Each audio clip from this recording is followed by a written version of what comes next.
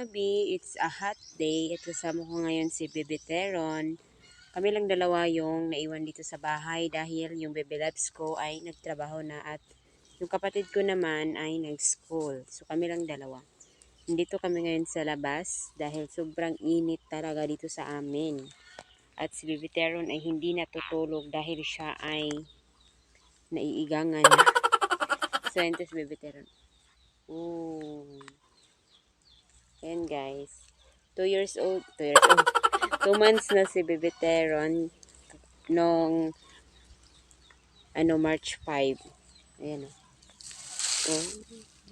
Ang laki na ng mga binti niya guys. Yung kamay niya, yung niya, yung ulo niya.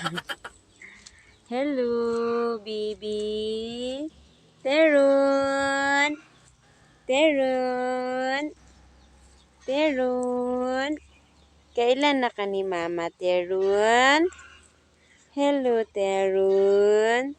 Nayayay ikaw gahapon. Hello, Teron. Hello, Teron. Teron. Oh, Teron. So, yun lang guys. Pakifollow po ng aming page. Thank you. Thank you.